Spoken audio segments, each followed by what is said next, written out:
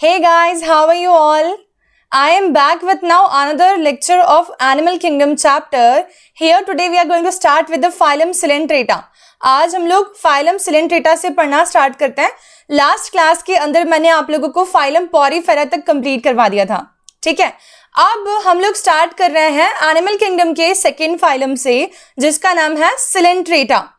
यहां पर हम लोग डायरेक्टली वर्ड रूट समझते हैं पहले कि अगर मैंने बोला फाइलम Coelenterata वर्ड का बेसिकली मीनिंग कहां से आया. जैसे कि हमने पोरीफेरा जब पढ़ा था तब हमने देखा था पोर बियरर बॉडी होती है उनकी, राइट. वैसे ही ये फाइलम Coelenterata के अंदर भी क्या कोई वर्ड रूट छुपा हुआ है. तो ध्यान दो, यहां पर आता है वर्ड Coelentron और Coelentron का मतलब होता है कैविटी. ठीक है, तो ये वो पहले ऑर्गेनिजम्स हैं जिनके पास में प्रेजेंट है एक गैस्ट्रोवास्कुलर कैविटी, ना कि एक बॉडी कैविटी. ठीक है, तो वो कंफ्यूजन दिमाग में मत लेके आ जाना कि इनके पास में एक सीलोम प्रेजेंट है. बॉडी कैविटी का मतलब होता है सीलोम और यहां पर जो वर्ड तुम्हारे सामने है इसका मतलब होता है Coelentron means a gastrovascular cavity. ठीक है, तो मैं यहां लिख देती हूं that they are the organisms जिनके पास पहली बार के लिए गैस्ट्रोवास्कुलर कैविटी आई थी. ठीक है, अच्छा, अगर आप लोग जानते हो फाइलम Coelenterata के मेंबर्स का एक और कुछ नाम है तो मुझे बता सकता है क्या कोई कौन सा नाम है उसका. तो फाइलम Coelenterata के मेंबर्स को और भी कुछ बोलते हैं, उनको बोलते हैं निडेरिया. ठीक है, निडेरिया. और निडेरिया मतलब क्या होता है बेसिकली, अगेन वर्ड रूट पे जाते हैं. निडेरिया में निड वर्ड आता है और cnid word basically cnidoblast cells की प्रेजेंस के कारण है. ठीक है, तो नीडोब्लास्ट सेल्स एक ऐसे पर्टिकुलर सेल्स हैं जो कि फाइलम Coelenterata या निडेरिया के कैरेक्टरिस्टिक सेल्स हैं. इसीलिए इनके दो टोटल नाम हो सकते हैं फाइलम के. एक हो सकता है फाइलम Coelenterata क्योंकि इनके पास में गैस्ट्रोवास्कुलर कैविटी पहली बार को आई, और दूसरा हो सकता है फाइलम निडेरिया क्योंकि ये वो बेसिकली ऑर्गेनिजम्स हैं जिनके पास में एक ट्रू डिफरेंट काइंड का कैरेक्टरिस्टिक सेल है जिसका नाम है नीडोब्लास्ट. ठीक है, तो यहां पर हमें इन ऑर्गेनिजम्स को स्टडी करना है. ठीक है, अब देखो हम लोग बेसिकली स्टार्ट कर चुके हैं एनिमल किंगडम से पढ़ना. तो हमने स्टार्ट किया फाइलम पोरीफेरा ऑनवर्ड्स और हम लोग आते हैं Coelenterata पे. ये सेकंड फाइलम ही है.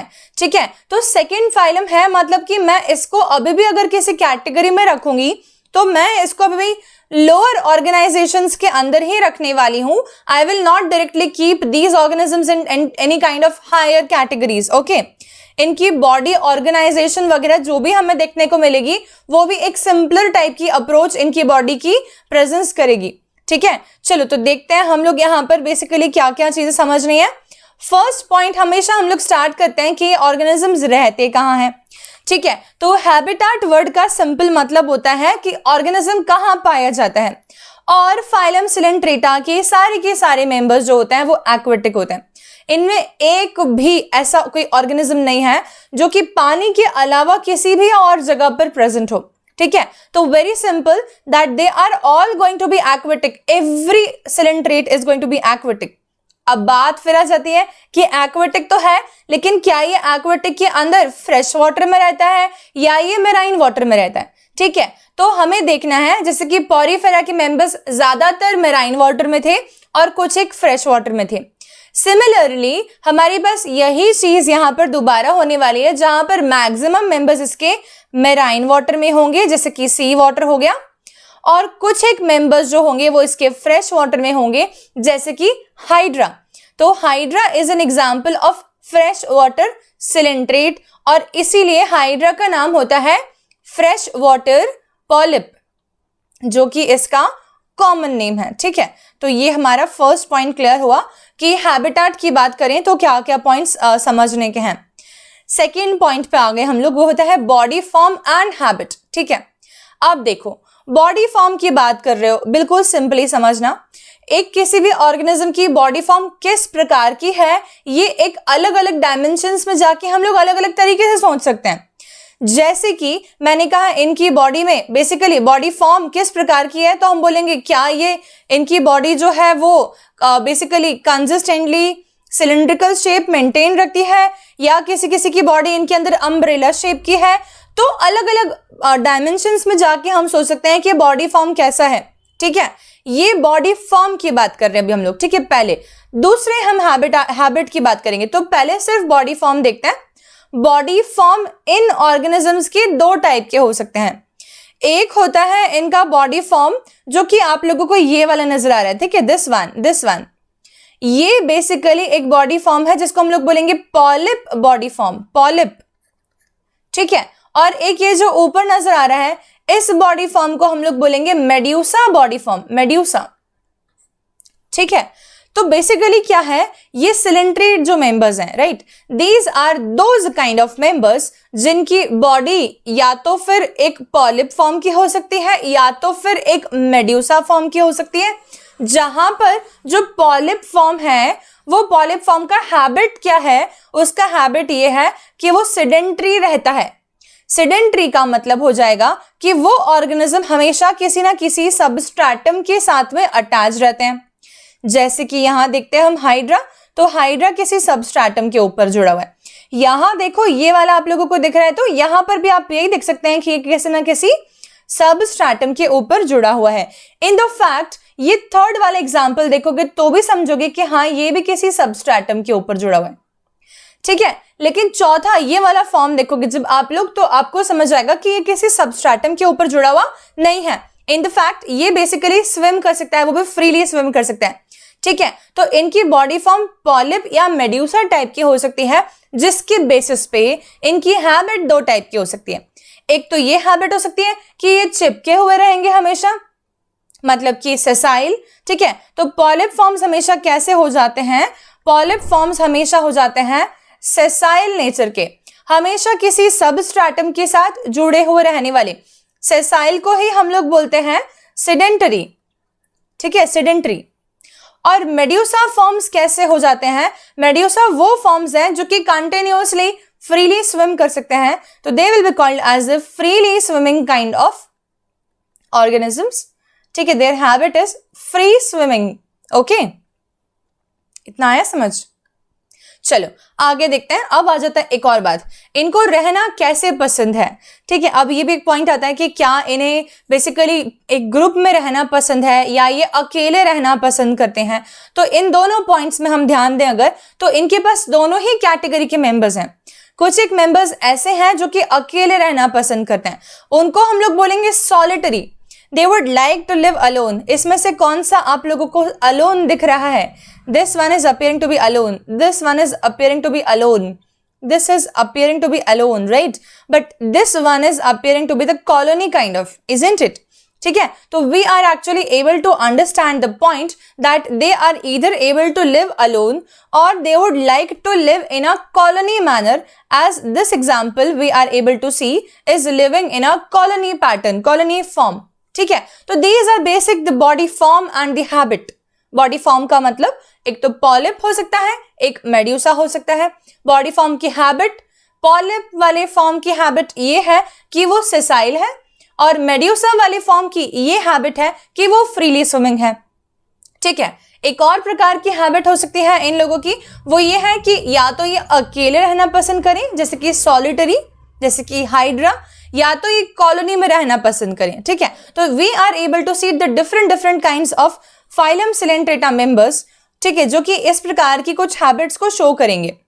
ठीक है, अब हम आते हैं थर्ड पॉइंट के ऊपर। तो थर्ड पॉइंट है हमारा सिमेट्री।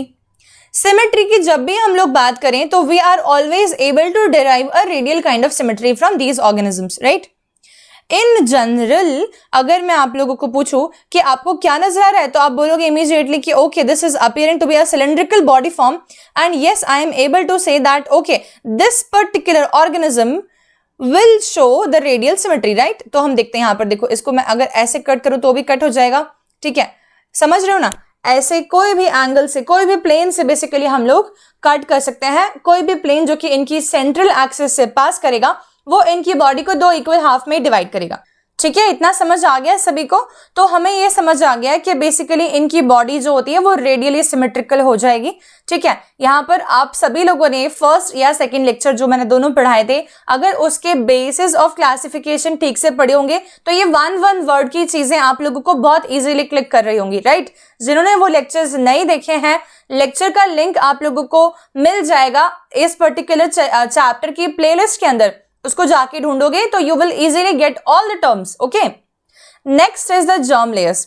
जर्म लेयर्स की बात करें अगर हम लोग, तो हमने फाइलम पॉरीफेरा इसके जस्ट पहले पढ़ा था और मैंने कहा था कि वहां पर सिर्फ सेल लेवल ऑफ ऑर्गेनाइजेशन होता है, they do not have any tissues. This is the first phylum, the coelenterata is the first phylum to have something to be called as a tissue. और क्योंकि यहाँ पर टिश्यू आता है इसीलिए germ layers का अस्तित्व भी यहीं से चालू होगा। ठीक है, तो जर्म लेयर्स होती है इनके पास में कितनी होती हैं? 2। इसीलिए हम लोग बोल देंगे निडेरिया कैसे मेंबर्स होते हैं? डिप्लोब्लास्टिक। कौन कौन सी जर्म लेयर्स होती हैं? एक होती है एक्टोडर्म और एक होती है एंडोडर्म। ये 2 इनके पास में जर्म लेयर्स प्रेजेंट है, इसीलिए हम लोग बोलते हैं डिप्लोब्लास्टिक। ठीक है, इसके अलावा क्या इनके पास में और कोई सी भी नॉन सेल्यूलर लेयर होती है? तो इनके पास में एक और चीज प्रेजेंट होती है एक्टो और एंडोडर्म के बीच में, जिसको बोलते हैं मीजोग्लिया, जिसका वर्णन आगे आने वाले डायग्राम के अंदर आएगा। ठीक है, नेक्स्ट देखते हैं हम लोग लेवल ऑफ ऑर्गेनाइजेशन। तब अगर बात करी, मैंने अभी जस्ट बताया कि इनकी बॉडी टिश्यूज की बनी हुई है, तो हम लोग लेवल ऑफ ऑर्गेनाइजेशन को ऑटोमेटिकली क्या बोल देंगे? That will be called as tissue level of organization. This much is very simply understood by probably everybody, right? तो हमने बॉडी फॉर्म एंड हैबिट पढ़ लिया, हमने सिमेट्री पढ़ लिया, जर्म लेयर्स देख ली, लेवल ऑफ ऑर्गेनाइजेशन देख लिया। आगे आ जाते हैं हम लोग अब 6 पॉइंट के ऊपर, जो कि होता है बॉडी वॉल। ठीक है, तो अब बॉडी वॉल की बात करें तो जैसे कि मैंने बताया 2 जर्म लेयर्स थी, उन दोनों जर्म लेयर्स से एक पर्टिकुलर टिश्यू की लेयर बनी। तो इसीलिए इनकी जो बॉडी की वॉल है वो टोटल 2 लेयर्स की बनी हुई है। वो 2 लेयर्स कौन कौन सी हैं ये हमें डायग्राम में ज्यादा क्लियर होगा। ठीक है, तो अब मैं कुछ हाईलाइट कर रही हूं, अगर आप लोग समझेंगे हाईलाइटेड पॉइंट्स को देख के तो शायद आपको थ्योरी कंटेंट को रीड भी ना करना पड़े।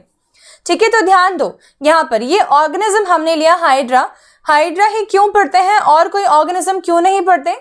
क्योंकि हम जिस भी फाइलम को सिलेक्ट करते हैं तब हमेशा एक कैरेक्टरिस्टिक ऑर्गेनिज्म की स्टडी करते हैं। ठीक है, जैसे कि अगर मैंने कहा कि हम लोगों ने पढ़ा फाइलम प्लेटीहेल्मिन्थ, तो जनरली हम लोग पढ़ते हैं उसके अंदर प्लेनेरिया को। ठीक है, एस्केल्मिन्थ तो हम पढ़ेंगे उसके अंदर एस्केरिस को। इस प्रकार से हर एक फाइलम के अंदर एक इंडिविजुअल ऑर्गेनिज्म ऐसा होता है जो कि कैरेक्टरिस्टिक्स बताने के लिए इस्तेमाल किया जाता है। ठीक, तो फाइलम सिलेंट्रेटा का वो ऑर्गेनिज्म हो जाएगा हाइड्रा। ठीक है, आप देखते हैं हाइड्रा की बॉडी को। हाइड्रा की बॉडी में ये लेयर हम लोगों को दिख रही है। ठीक है, this is the body wall, right, this is called as body wall. ये भी बॉडी वॉल है।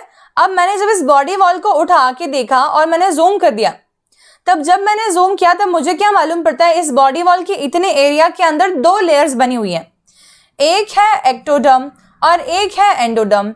ठीक है, अब आप लोग कंफ्यूज ना हो जाओ इसलिए मैं यहाँ लिख देती हूँ कि आउटसाइड कौन सी है और इनसाइड कौन सी है। देखो, ये है आउटर एक्टोडर्म और ये है इनर एंडोडर्म।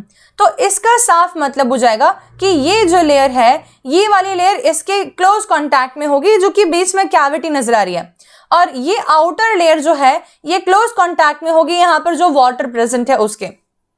ठीक है, चलो अब आउटर और इनर लेयर के अंदर क्या क्या सेल्स नजर आ रहे हैं इनके ऊपर एक बार देखते हैं हम लोग कौन कौन से सेल्स हैं इसके पास में। यहाँ देखते हैं, इसमें देखो यहाँ पर आप लोगों को डिफरेंट सेल्स नजर आ रहे हैं, right. You are able to see actually various different types of cells. इसके अंदर जिन सेल्स की डिस्क्रिप्शन में समझा रही हूं उसको ध्यान से देखिए अगर हम लोग, तो हमें दिखता है एक पर्टिकुलर सेल जिसको हम लोग एपिथेलियल सेल इन जनरल बोल देते हैं। ठीक है, यहां लिखा है देखो एक्टोडर्मल एपिथेलियल सेल। लेकिन इसके अंदर अब आप लोगों को बहुत बारीकी देखनी पड़ेगी। इस पर्टिकुलर सेल के जस्ट बेसमेंट मेम्ब्रेन के साथ में अटैच्ड क्या हमें कुछ एक मसल फाइबर्स नजर आ रहे हैं, और अगर हाँ तो उनका नाम क्या है? उनको बोलते हैं लॉन्गिट्यूडिनल मसल। हालांकि ज्यादा उचित होगा हम सिर्फ मसल फाइबर शब्द का इस्तेमाल करें, ठीक है, क्योंकि ये धागे जैसी मसल्स हैं, इनको धागे जैसी मसल्स को हम लोग बोलते हैं मायोनीम। मायोनीम, मायो का मतलब होता है मसल और नीम का मतलब होता है, नीम नहीं, नीम का मतलब होता है थ्रेड लाइक, ठीक है, थ्रेड जैसा, धागे की तरह। तो मसल कैसी है? धागे जैसी। ऐसी कुछ मसल्स इन पर्टिकुलर एपिथेलियल सेल्स के पास में प्रेजेंट होती है, ठीक है। इसके अलावा कौन से सेल्स हमें यहाँ नजर आ रहे हैं? हम हर एक सेल का डिस्क्रिप्शन देखेंगे, सिर्फ सेल्स के नाम देख लो पहले। फिर हमें दिख रहा है एक सेल जिसका नाम है नीमैटोसाइट। ये देखो, ये दिख रहा है सभी लोगों को। This cell is called as nematocyte cell, ठीक है। ये कैरेक्टरिस्टिक सेल होता है। इसी नीमैटोसाइट सेल को ही क्या बोलते हैं हम लोग? Cnidoblast cell. नीडोब्लास्ट सेल से ही नाम आया था फाइलम का, निडेरिया, उसी की बात हो रही है।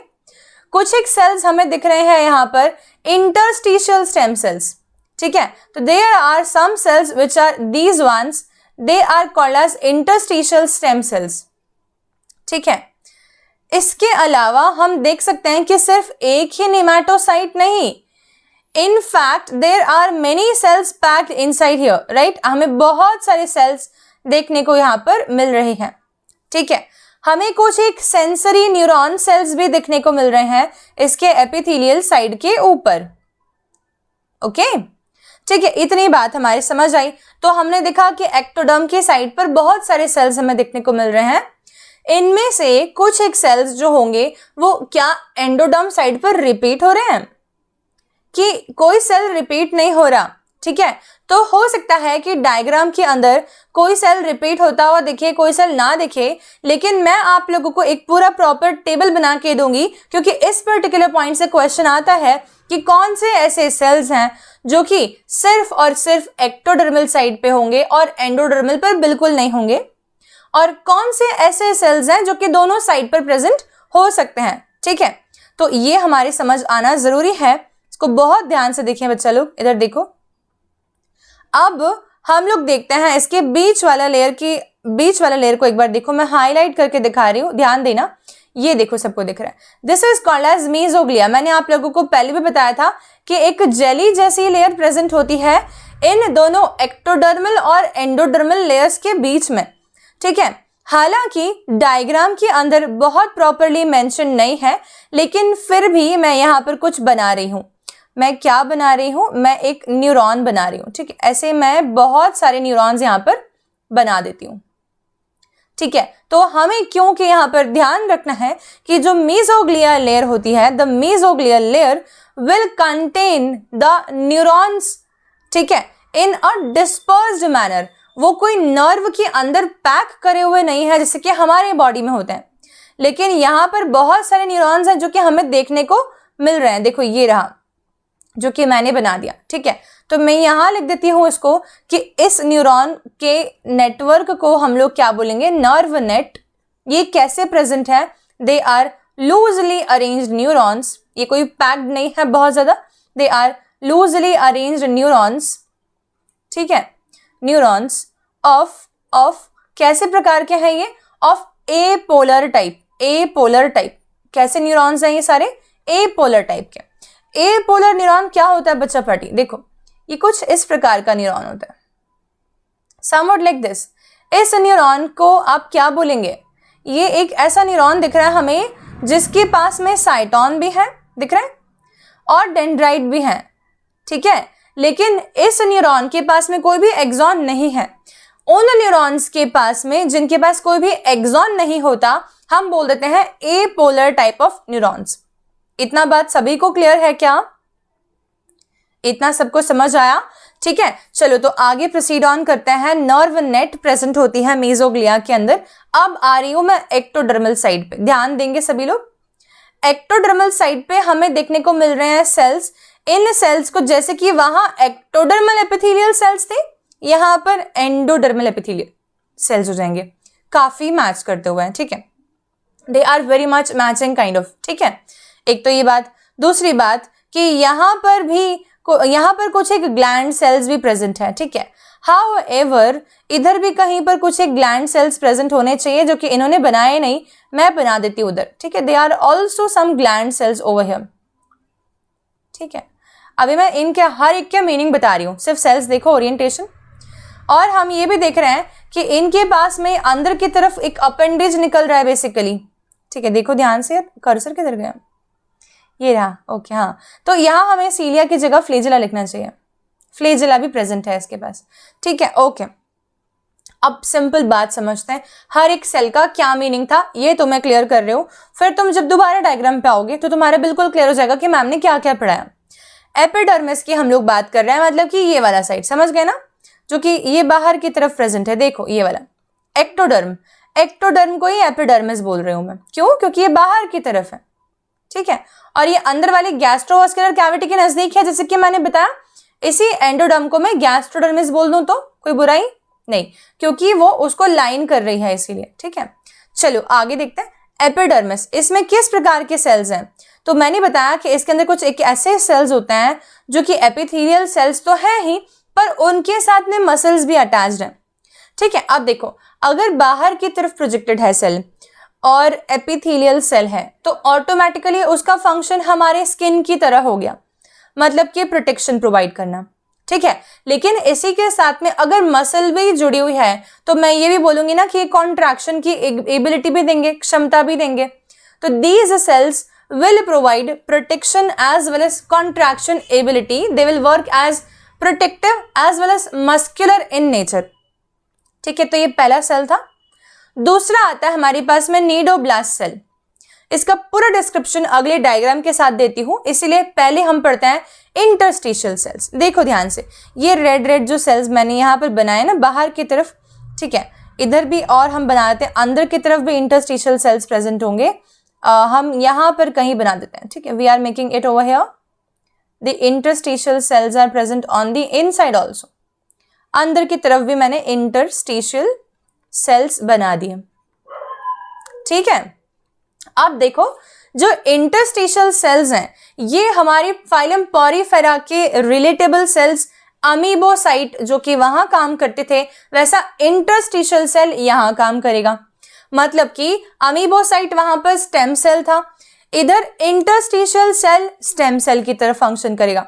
इसका सिंपल मतलब यह है कि पूरी की पूरी बॉडी को अगर रीजनरेट करना हो किसी भी फाइलम सिलेंट्रेटा के मेंबर की, तो वो काम इंटरस्टिशियल सेल करेगा और कोई भी नहीं, ठीक है। तो these are the reserve cells, they are also called as a totipotent cells. Totipotent का मतलब होता है वो सेल जो कि पूरी की पूरी बॉडी को रीजनरेट कर सके, ठीक है। Which can be converted into any type of cell of their body, है ना, any type of cell of their body. ये मत सोचना कि अपना भी कुछ बना सकते हैं क्या अपन इससे, ठीक है। तो इंटरस्टिशियल सेल्स का ये मीनिंग था। Sensory cells, they are sensory in function, very simple. आसपास का कोई भी स्टिमुलस होगा पानी के अंदर, उसको जज करने के लिए सेंसरी सेल्स इनकी मदद करेंगे। सेंसरी सेल्स बताएंगे कि एनवायरमेंटल कंडीशंस इनके अकॉर्डिंग सूटेबल है कि नहीं है, ठीक है। वो वाटर करंट को भी जज कर सकते हैं, प्रेशर को भी सेंस कर सकते हैं। तो these are the functions of the sensory cells in their body on the outside layer, ठीक। चलो अब आते हैं नीडोब्लास्ट सेल के ऊपर। इसको समझने के लिए हम उसका स्ट्रक्चर डिटेल में देखते हैं पहले एक बार। देखो, तो नीडोब्लास्ट सेल को एकदम ध्यान से समझना, ठीक है। नीडोब्लास्ट सेल का पूरा स्ट्रक्चर अगर आप देखते हैं तो मुझे बताओ, क्या आप लोगों को एक आउटर सेल दिख रहा है, पूरा प्रॉपरली दिख रहा है, ठीक है। ये है outer side of the cell. एक outer side of the cell के जस्ट अंदर की तरफ मैं अगर देखूं तो मुझे इनर एक बैग लाइक, एक सैक लाइक स्ट्रक्चर या एक कैप्सूल लाइक स्ट्रक्चर बोल लो, प्रेजेंट दिख रहा है, ठीक है। इसके अंदर मैं ये देख सकती हूं कि यहां पर कोई एक इन्वर्टेड स्ट्रक्चर प्रेजेंट है जिसके ऊपर एक धागा लिपटा हुआ दिख रहा है, ये दिख रहा है। We are able to see a thread over here, right, दिख रहा है सभी लोगों को। और वो ही नहीं, इनफैक्ट यहां पर ये धागे के ऊपर भी और जनरली इस पर्टिकुलर इन्वर्टेड शाफ्ट की तरह दिखने वाले स्ट्रक्चर के ऊपर भी कुछ एक कांटे प्रेजेंट हैं, ठीक है, कुछ एक कांटे प्रेजेंट हैं, बार्ब जिनको बोल सकते हैं, ठीक है। तो इरेज कर रही हूँ इंक पूरी स्लाइड के ऊपर। अब तुम्हें क्लियरली दिख रहा है? देखो ध्यान से, क्या क्या बताया मैंने। ये एक सेल है, इस सेल का क्या नाम है? इस सेल का नाम है नीडोब्लास्ट सेल। इसी को बोलते हैं नीमैटोसाइट सेल। इसी को बोलते हैं नीमैटोसाइट सेल। साइट का मतलब सेल होता है। एक हमें दिख रहा है कैप्सूल अंदर की तरफ, ये दिख रहा है, ये पूरा स्ट्रक्चर। इस कैप्सूल का क्या नाम है? इस कैप्सूल को बोलते हैं नीमैटोसिस्ट। एक नीमैटोसाइट सेल के अंदर एक जहर से भरा हुआ कैप्सूल है जिसको नीमैटोसिस्ट बोलते हैं। यहां पर क्या प्रेजेंट है? There is actually a poisonous fluid over here. ठीक है, there is a poisonous fluid over here. ये पॉइजन लिख दिया मैंने जनरली, ठीक है, जनरली। ओके, ये पॉइजन किस नेचर का होता है? ये एक हिप्नोटॉक्सिन है, हिप्नोटाइज कर देगा। जिसके भी बॉडी में पॉइजन इंजेक्ट हो गया वो हिप्नोटाइज हो जाएगा, क्योंकि इस टॉक्सिन का नाम है हिप्नोटॉक्सिन। ये क्या कर सकता है? हिप्नोटाइज प्रे को, जिसके ऊपर भी इसने अटैक कर दिया। ठीक है, अच्छा, इसके बाद में फाइनली हम देख सकते हैं यहाँ पर एक सुई जैसा कुछ स्ट्रक्चर ऊपर दिख रहा है, कांटे की तरह, पिन जैसा। ये देखो, ये है नीडोसिल, इसको बोलते हैं नीडोसिल। ठीक है, अब तुमको एक पूरी प्रोसेस समझा रही हूँ, एकदम ध्यान से समझोगे। नीडोसिल लिखा है, ठीक है, स्पेलिंग जिसको नहीं दिख रही हो उसके लिए दोबारा लिख दिया। अब देखो, और ये पूरा क्योंकि एक सेल है इसलिए इसके पास न्यूक्लियस होगा, क्वाइट ऑब्वियस। एक लास्ट पॉइंट मैं और बना देती हूँ जो कि यहाँ पर नहीं नजर आ रहा मुझे, वो ये है कि ये पर्टिकुलर कैप्सूल जो है ये धागे के साथ बेस से अटैच होता है, और इस धागे को हम लोग बोलते हैं लासो। क्या बोलते हैं? लासो। लासो एक प्रकार का धागा है, अ थ्रेड। ठीक है, इतनी बातें हमें समझ आई। आप समझना बेसिकली क्या हो रहा है। ये इस प्रकार के सेल्स, इस प्रकार के कैप्सुलर सेल्स जो हैं, they are present actually throughout the tentacles. Tentacles के ऊपर प्रेजेंट होते हैं पूरे के पूरे हाइड्रा के, एंड टेंटिकल्स ही नहीं, इनफैक्ट उसकी अपर बॉडी एरिया में भी प्रेजेंट होते हैं।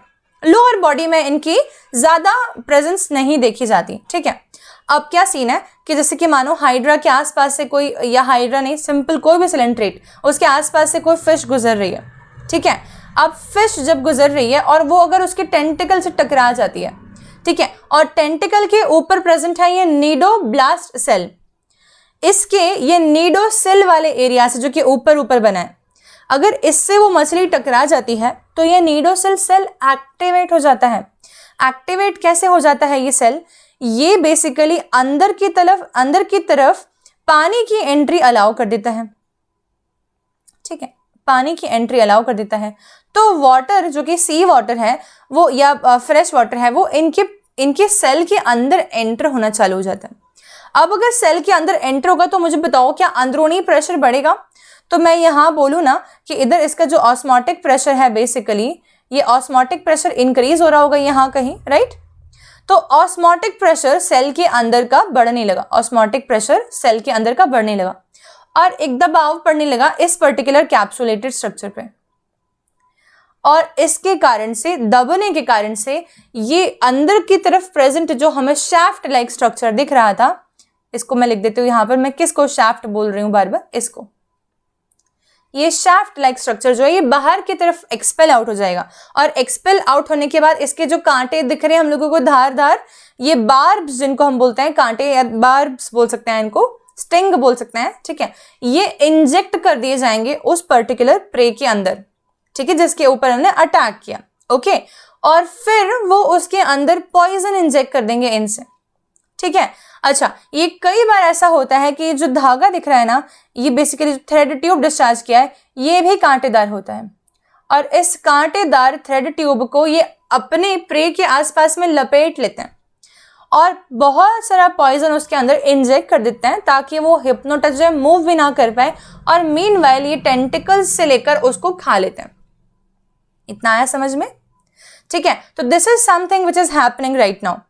अगर तुम लोग से कोई पूछता है कि क्या मैकेनिज्म है इसके काम करने का, तो मैं बता देती हूँ क्या होगा। जब नीडोसिल, ठीक है, टेक्स, या नीडोसिल, ठीक है, वी कैन से स्ट्राइक्स, टकराता है, स्ट्राइक्स, टू एनी फिश, ठीक है, और फूड मटेरियल फॉर देम, ठीक है। अब ये तुम लोग को एक बात और बता देती हूँ, बहुत सारी बातें होती हैं।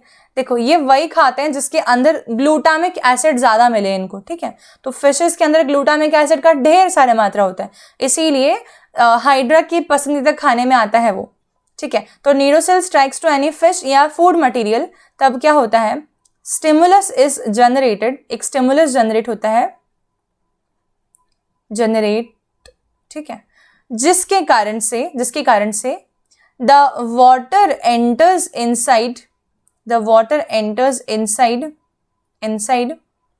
द नीडोब्लास्ट सेल, ठीक है। नीडोब्लास्ट सेल के अंदर वाटर एंटर होता है, जिसके कारण से the osmotic pressure will increase, ठीक है। ऑस्मोटिक प्रेशर इंक्रीज होने के कारण से हम बोलेंगे थ्रेड ट्यूब जो है वो डिस्चार्ज हो जाएगा, बाहर निकल जाएगा, द थ्रेड ट्यूब डिस्चार्ज, ठीक है। And the poison is injected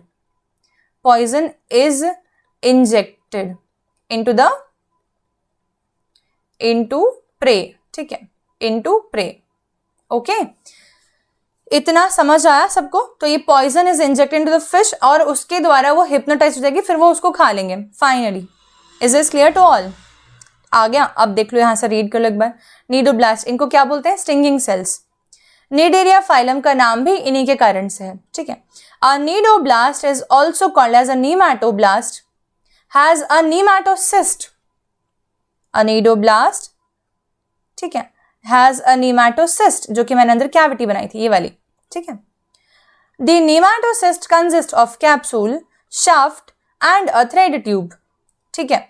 the nematocyst are used for defence and offence. सिर्फ डिफेंस के लिए ही नहीं बल्कि ऑफेंस के लिए भी। अब कोई इनके ऊपर अटैक करने आ रहा था और इन्होंने उसका इस्तेमाल किया तो बचना हो गया, वो डिफेंस हो गया। इन्होंने किसी को खाने के लिए ऐसा करा तो वो ऑफेंस हो गया उस एनिमल के प्रति, ठीक है। तो ये वाला काम होता है नीडोब्लास्ट सेल्स का।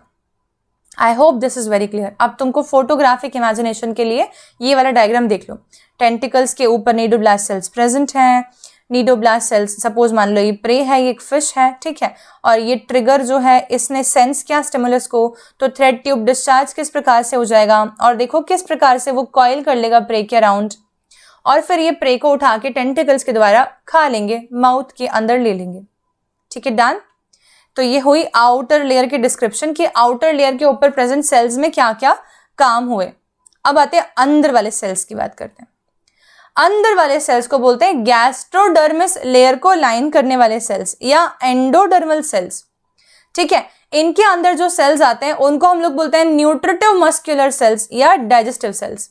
ये वो सेल्स होते हैं बच्चा लोग जो कि कहीं ना कहीं एंजाइम रिलीज करने में मदद करेंगे, ठीक है, और एंजाइम रिलीज करके वो इस कैविटी में रिलीज कर देंगे। कहां पर? ये कैविटी जो है, देखो इसके अंदर, ये जो इसके अंदर कैविटी दिख रही है, इस कैविटी में वो एंजाइम्स रिलीज करेंगे कंटिन्यूअसली, ठीक है, हियर। तो अंदर वाले जो सेल्स हैं उन्होंने एंजाइम्स रिलीज करे कैविटी में, ठीक है, समझ आ गया सभी को?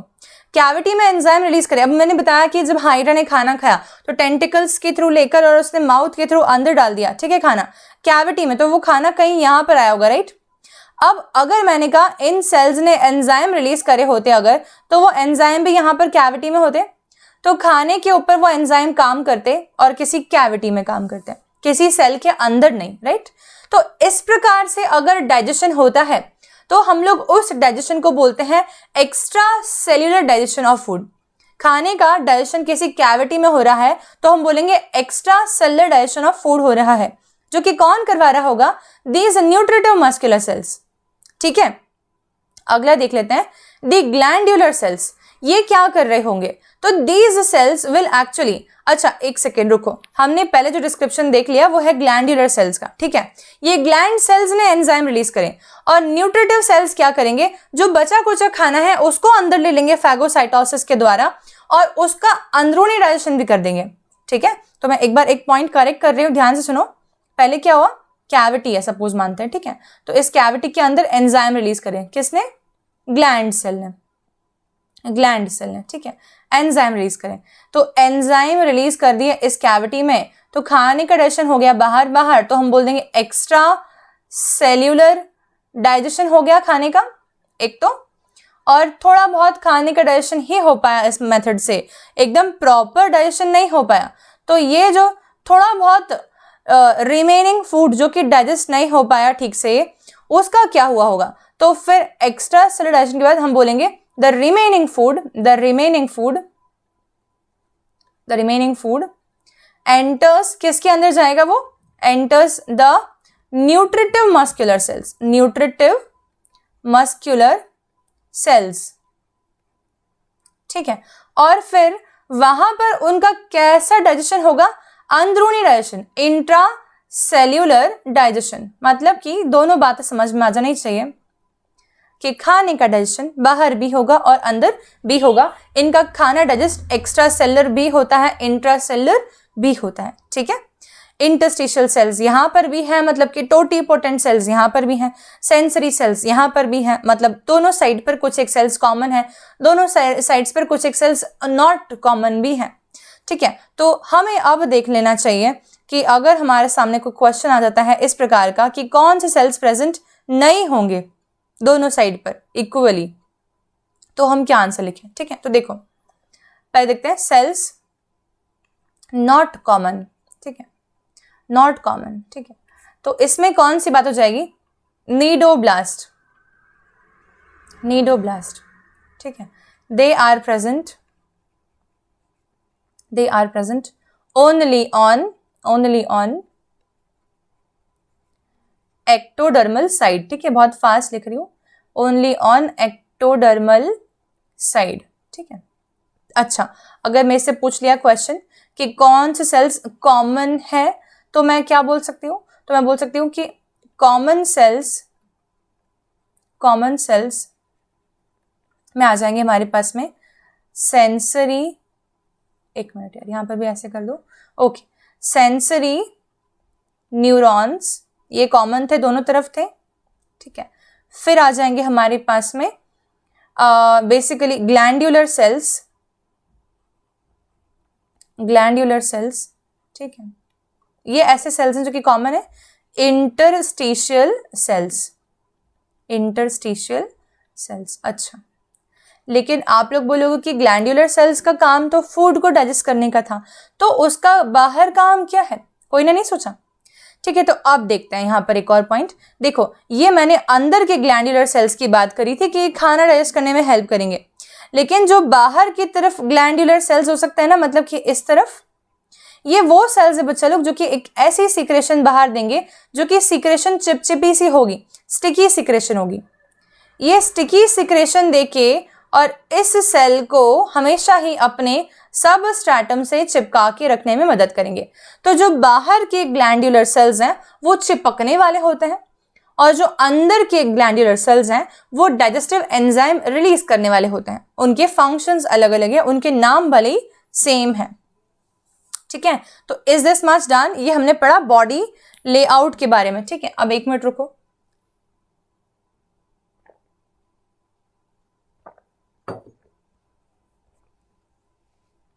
अब देखो हमने बहुत सारी चीजें पढ़ ली अभी तक, आज मैं बहुत ध्यान से पढ़ाने में कंसंट्रेशन लगा रही हूँ क्योंकि मुझे सिलेंट्रेटा फाइलम को तुमको आज ही पूरा कंप्लीट करवाना है, ठीक है। अब देखते हैं लोकोमोशन की बात। लोकोमोशन जनरली फाइलम सिलेंट्रेटा के मेंबर लोकोमोशन परफॉर्म जनरली नहीं करते हैं, जैसे कि मैंने कहा वो सेसाइल होते हैं, वो एक ही जगह पर चिपके हुए रहते हैं, ठीक है। और कुछ एक मेड्यूसॉइड फॉर्म्स होते हैं जो कि कंटिन्यूअसली तैर रहे होते हैं, लेकिन जो सेसाइल फॉर्म्स हैं क्या वो भी लोकोमोट करेंगे, ठीक है। तो अब हमें ये जानना है कि अगर उसका वहां जहां वो रह रहा है ऑर्गेनिज्म, उस जगह का एनवायरनमेंट उसके लिए सूटेबल नहीं बचा, तो उसको लोकोमोट करके जगह बदलनी पड़ेगी। एक तो ये बात, दूसरी ये बात कि अगर उसके ऊपर अटैक हो गया है तो वो चल के और कोई जगह परिवर्तित करेगा, दूसरी जगह जाके रहने लगेगा, ताकि उसके ऊपर बार बार फ्रीक्वेंट अटैक्स ना हो, ठीक है। तो इस प्रकार से लोकोमोशन की भी एबिलिटी रखते हैं सेसाइल ऑर्गेनिजम्स, सारे नहीं सिलेंट्रेटा वाले, ठीक है। जैसे कि यहाँ देखो सोमरसॉल्टिंग, गुलाटी खाना, ठीक है, जैसे कि ऊपर से बिल्कुल हेड को टर्न करते हुए टेंटिकल्स को नीचे की तरफ ले आए, चिपका दिया और फिर उल्टे हो जाएं, ठीक है, तो ये हो गया गुलाटी बिल्कुल। और फिर थोड़ा आगे की तरफ जाके सेम यही एक्टिविटी परफॉर्म वो करें, जैसे कि हम लोग जनरली बचपन में करते थे, अब भी कुछ लोग करते होंगे ऐसा कुछ। देखो समझ आ गया, ये बेंड करना और टेंटिकल्स को चिपका के और फिर बिल्कुल उल्टा होके और फिर आगे की तरफ ऐसे जाना। ठीक है, एक और तरीका हो सकता है, वो होता है लूपिंग। लूपिंग का सिंपल मतलब होता है कि टेंटिकल सपोज मान लो ये है, ठीक है, तो टेंटिकल्स को चिपकाया हमने सबस्ट्रेटम पे और इतना आगे खिसक गए और फिर चिपकाया और फिर थोड़ा और आगे खिसक गए। बेसिकली क्या हो रहा है, वो उल्टे नहीं हो रहे एक बार भी, ठीक है, डर रहे हैं वो ऐसे, तो वो सोच रहे खिसक खिसक के चले जाएं। ये वाला गुलाटी तो नहीं हुआ, ठीक है, that will be called as a looping movement. ध्यान दो, ये सिर्फ नीचे की तरफ चिपका, फिर थोड़ा सा पास में आ गया, फिर वापस से स्टैंड हो गया, फिर नीचे की तरफ झुकेगा, थोड़ा और खिसकेगा, फिर स्टैंड हो जाएगा। ऐसे करते करते धीरे धीरे जाएंगे तो वो हो जाएगा looping. I hope this is clear. Locomotion is the ability of almost every cell in tree. ठीक है, डन। ओके, नेक्स्ट देखते हैं डाइजेस्टिव ट्रैक्ट। तुम लोगों को ऑलरेडी बता चुकी हूं मैं कि इनके पास में एक माउथ होता है, इनके पास में कोई भी एनस नहीं होता। ठीक है, देखो ध्यान से, अगर मैंने कहा इसके पास में यहां कहीं एक माउथ है, ठीक है, और ये माउथ से खाना अंदर की तरफ ले रहे हैं, ठीक है, तो ये उसी से बाहर की तरफ फीकल मैटर को भी इजेस्ट आउट करेंगे। तो हमने इस प्रकार के बॉडी प्लान को ब्लाइंड सेक बॉडी प्लान बोला था, अगर तुम्हें याद हो तो, ब्लाइंड सेक बॉडी प्लान। ठीक है, और एक और चीज, हम लोगों ने इस प्रकार के डाइजेस्टिव सिस्टम को इनकम्प्लीट डाइजेस्टिव सिस्टम बोला था, इनकम्प्लीट डाइजेस्टिव सिस्टम।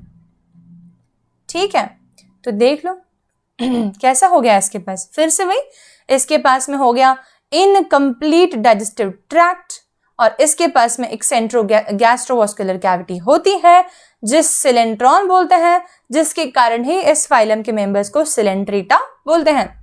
ठीक है, डाइजेशन कैसे होगा ये भी तुमको बताया मैंने कि पहले तो कैविटी में एंजाइम रिलीज करके कोशिश करेंगे कि वहां डाइजेस्ट कर दें, और थोड़ा बहुत जो कि खाना डाइजेस्ट नहीं हुआ है उसको सेल्स अंदर की तरफ एनगल्फ कर लें फैगोसाइटोसिस के द्वारा, और वो सेल्स उनके ऊपर सेल के अंदर एंजाइम रिलीज करें न्यूट्रिटिव मस्कुलर सेल्स। और इस प्रकार के डाइजेशन में जहां पर कि दोनों इन्वॉल्व हो रहे हैं, पहले बाहर और फिर अंदर, डाइजेशन को हम लोग बोलेंगे firstly extra cellular then intra cellular, मतलब कि दोनों में से एक भी छोटा नहीं है, दोनों ही हो रहे हैं। ठीक है, सिंपल बात है। अगला आता है रेस्पिरेशन एंड एक्सक्रीशन। अब मुझे बताओ, क्या इनकी बॉडी के अंदर हमें कोई भी स्पेशलाइज्ड रेस्पिरेटरी ऑर्गन देखने को मिला? जब हमने लेयर्स बनाई बॉडी की तब भी हमें देखने को नहीं मिला। ठीक है, हमें ये जरूर मालूम पड़ गया कि इनकी बॉडी के अंदर बेसिकली 2 लेयर्स ऑफ सेल्स हैं और एक बीच में जेली लाइक लेयर प्रेजेंट है, इसका नाम है मेसोग्लिया। देखा जाए तो एक तरीके से इनकी बॉडी के सेल्स कोई बहुत मल्टीपल लेयर्ड सेल्स तो नहीं है। तो अगर मैं बोलूं कि ऑक्सीजन डायरेक्टली डिफ्यूज हो के हर सेल के अंदर पहुंच जाए तो ये बिल्कुल पॉसिबल है। CO2 इनकी जो प्रोड्यूस हो रही है वो सेल्स से डायरेक्टली पानी में चले जाए, बिल्कुल पॉसिबल है। इनफैक्ट जो एक्सक्रीटरी वेस्ट अमोनिया बनाएंगे ये लोग, वो भी इनका डायरेक्टली पानी में लिबरेट हो जाएगा। उनको कोई स्पेशल डिवाइस की रिक्वायरमेंट इसमें से किसी भी फंक्शन के लिए नहीं है। ठीक है, तो a very simple thing that they will B just the body surface will be involved for both respiration as well as excretion। दोनों के लिए the body surface will be involved। okay, तो ammonia is a chief excretory waste और ये दोनों ही काम इनके general body surface से सेल्स के थ्रू डिफ्यूजन से हो रहे हैं। नर्वस सिस्टम, जैसे कि मैंने ऑलरेडी बता दिया, इनके मेसोग्लिया लेयर के अंदर न्यूरॉन्स प्रेजेंट होते हैं, और वो न्यूरॉन्स किस प्रकार के होते हैं इसका डायग्राम भी बताया मैंने आप लोगों को। एपोलर न्यूरॉन्स जिनके पास में एक्सॉन नहीं होता है, ऐसे सिंपलेस्ट फॉर्म ऑफ न्यूरॉन्स की सिंपल स्कैटर्ड प्रेजेंस है, मतलब कि कोई नर्व के फॉर्म में वो अरेंज नहीं है, एक इधर है, दूसरा इधर है, तीसरा इधर है, ऐसे डिस्पर्स प्रेजेंट है, और इसको हम लोग बोलेंगे प्रिमिटिव नर्वस सिस्टम। और इस प्रकार के सिस्टम को बोलते हैं नर्व नेट, नर्व नेट। ठीक है, अभी तक की जितनी भी बातें मैंने आप लोग को बताई, ये सारी चीजें हाइड्रा के प्रोस्पेक्टिव से मैं बोल रही थी, पर अब मैंने आपको कहा कि इनके अंदर ऐसे भी ऑर्गेनिजम्स हैं जो कि फ्रीली स्विम कर सकते हैं।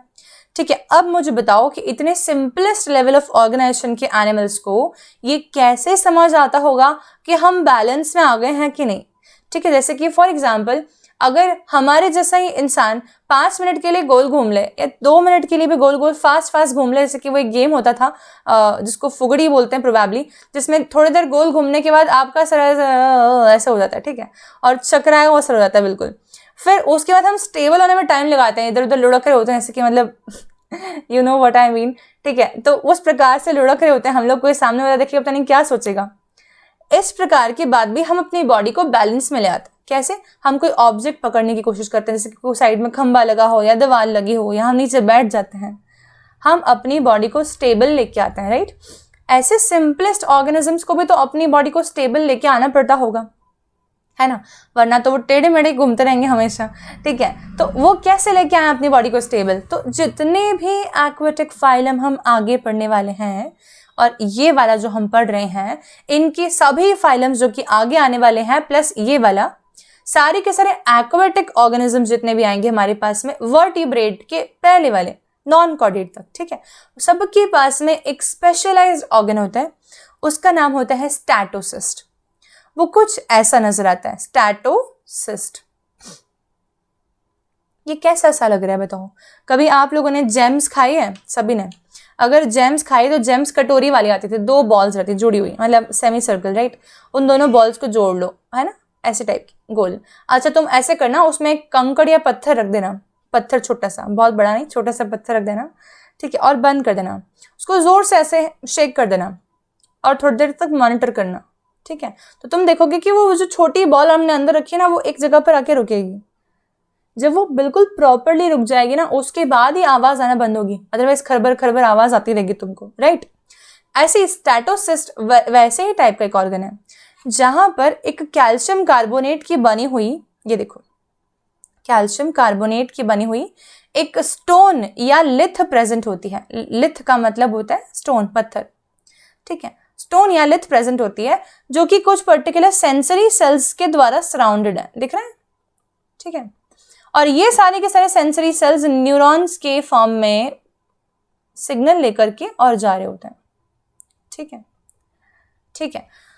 अब क्या होता है कि स्टैटोसिस्ट बेसिकली क्या करता है, जैसे ही सपोज मान लो कि एकदम टेढ़ा ही हो गया है, ठीक है, तो अब क्या हो जाएगा कि उसके पर्टिकुलर पॉइंट जहां पर वो एग्जिस्ट करती है स्टेबल फॉर्म में, वो तो अनस्टेबल हो गई बॉल जो अंदर वाली थी, ठीक है। तो जब तक ये ऐसे ही घूमते रहेंगे जब तक ये स्टेबिलिटी में नहीं आते, इनको मालूम पड़ जाएगा वो चीज, राइट, और फिर ये नॉर्मली स्टेबली घूम सकते हैं, ठीक है। तो stability can be sensed by the individual organisms. Okay, simple सी बात ध्यान रखनी है कि स्टैटोसिस्ट एक सेंस ऑर्गन होता है जो कि बैलेंस के लिए होता है एक्वेटिक ऑर्गेनिजम्स में, जो कि पहली बार देखा गया है फाइलम निडेरिया के मेंबर्स में।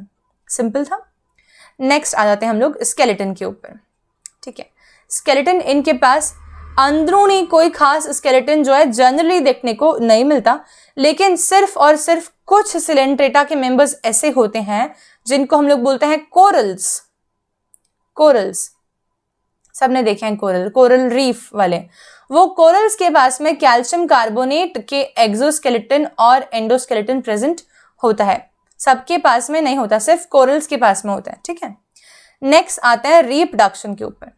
रिप्रोडक्शन की जब भी हम लोग बात करते हैं और फाइलम सिलेंट्रेटा की बात करते हैं, तो हमें कुछ पॉइंट्स बिल्कुल ध्यान रखने होंगे कि ये सेक्सुअल रिप्रोडक्शन अंडरगो कर सकते हैं, ये एसेक्सुअल रिप्रोडक्शन भी अंडरगो कर सकते हैं।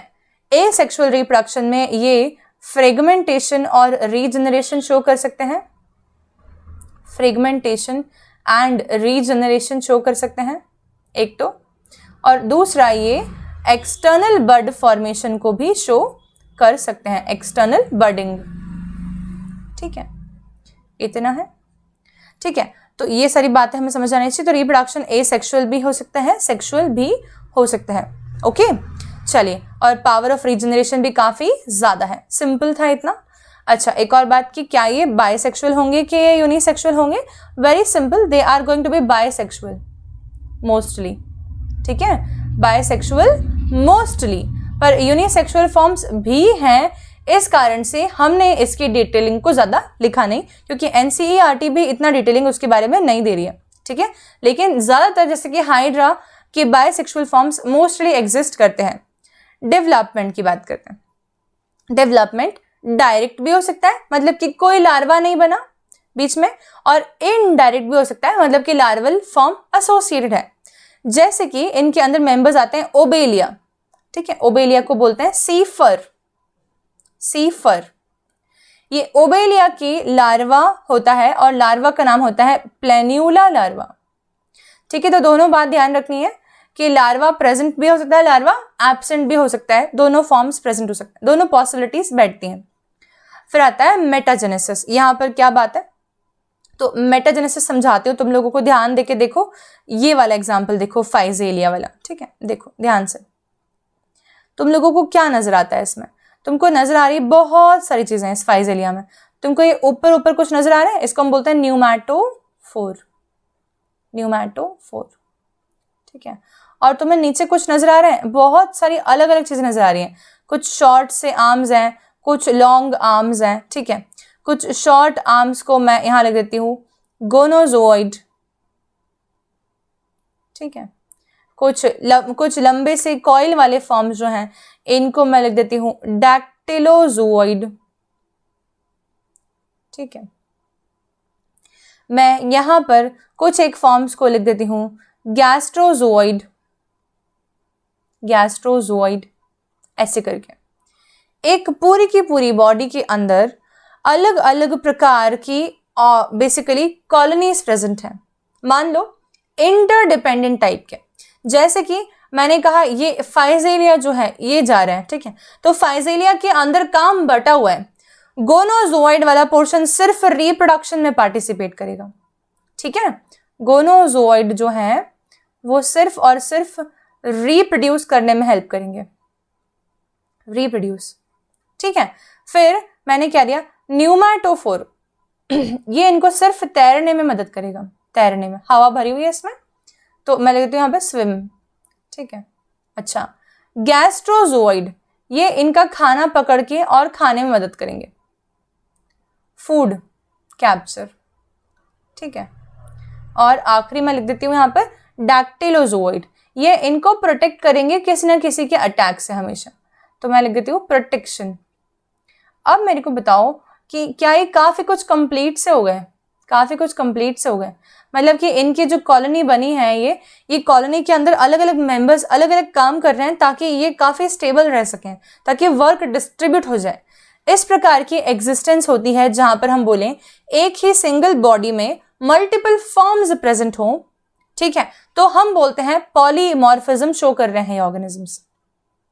क्या शो कर रहे हैं? पॉलीमॉर्फिज्म। एक तो ये बात समझनी है, ठीक है। तो पॉलीमॉर्फिज्म का बेसिक मीनिंग क्या है मैं तुम लोगों के लिए लिख देती हूं यहां पर। इसके पहले वाली स्लाइड पर जाते हैं, ऐसा करते हैं, देखो पॉलीमॉर्फिज्म, ठीक है। Presence of more than one forms on same body is called polymorphism, ठीक है।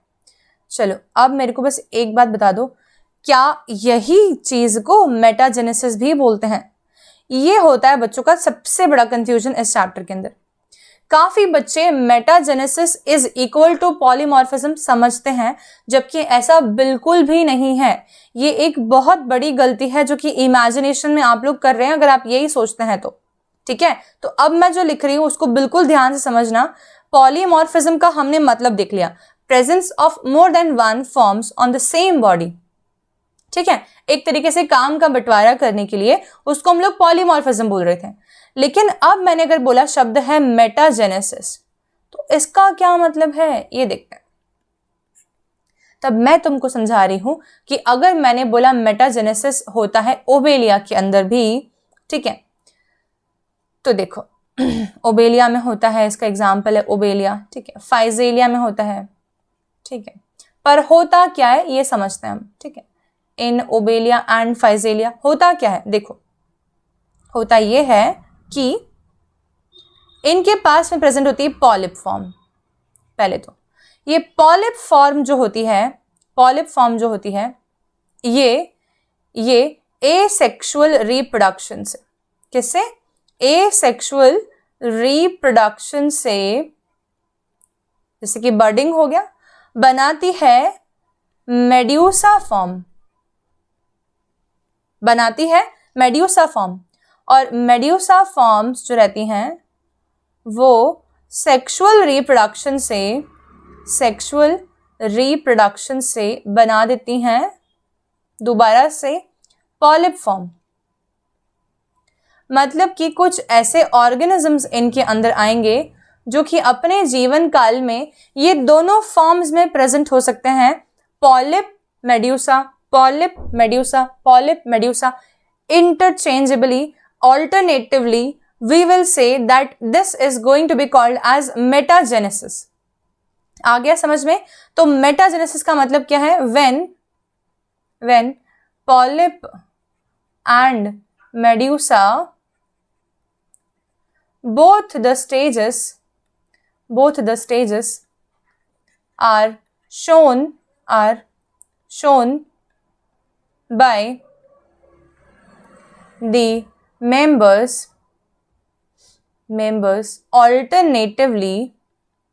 alternatively, then it is called as metagenesis। ठीक है क्या, इतना सभी को समझ आ गया?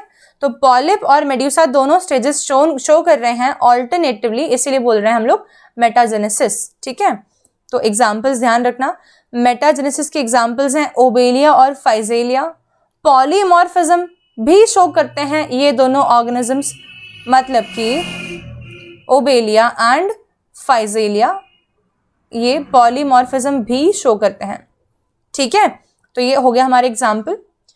अब एक और एग्जाम्पल देख लो तुम लोग, कुछ एक एग्जाम्पल्स यहाँ लिखे हुए मैंने, नाम ध्यान से देखो। एक तो हमें दिख रहा है यहाँ पर एक ब्रेन जैसा कुछ, ठीक है, इसको हम लोग बोलते हैं मी एंड्रिना, इसी को बोलते हैं ब्रेन कोरल। गॉर्गोनिया तो सुंदर सा दिख रहा है, ये एक हवाई वाले पंखे जैसा है, सी फैन। ठीक है, ये एक पुरानी लिखने वाली कलम जिसका इस्तेमाल इंक में डुबो के पहले के लोग करते थे, राजा महाराजा लोग, वैसा कुछ दिख रहा है, इसको बोलते हैं सी पेन, पेनाट्यूला या सी pen.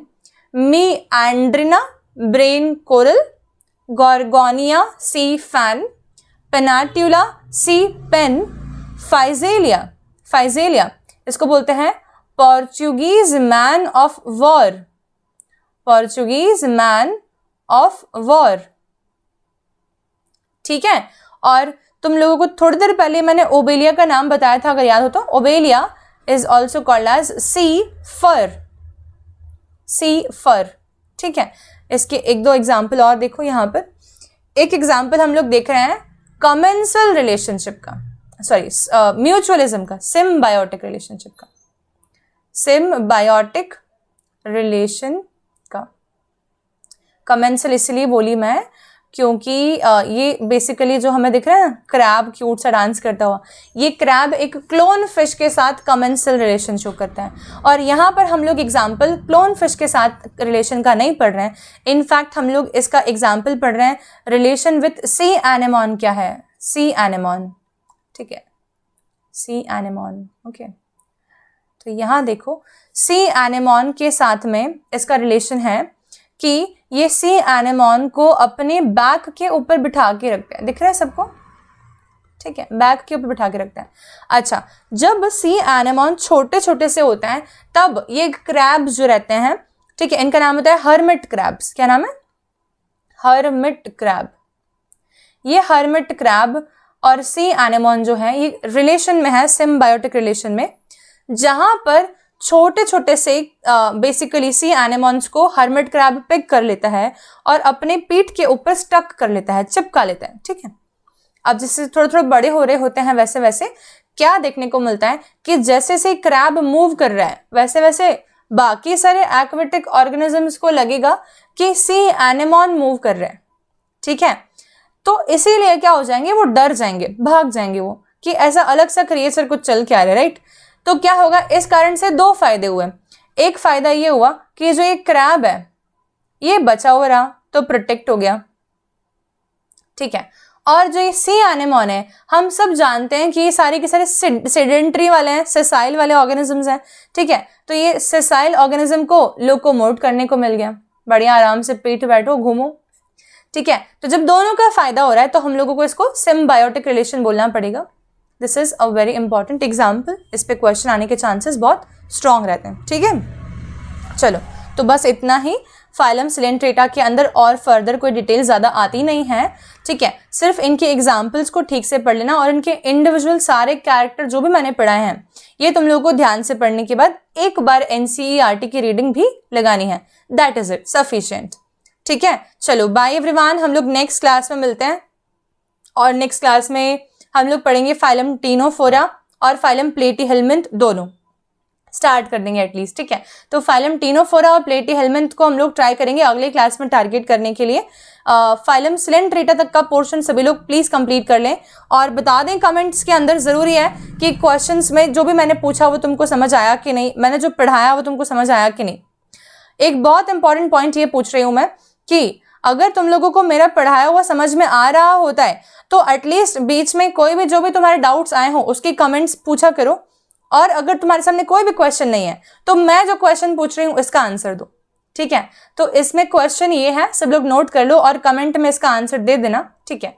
That brain coral is named as dash in coelenterates, ठीक है। क्वेश्चन सुन लिया, brain coral is named as dash in coelenterates. इसका तुम्हें कमेंट में जवाब देना है, तब मैं समझ जाऊंगी कि सभी ने पूरा लेक्चर अटेंड किया है और ठीक से पढ़ाई की है, ठीक है। So bye everybody, we will meet in the very very very next class.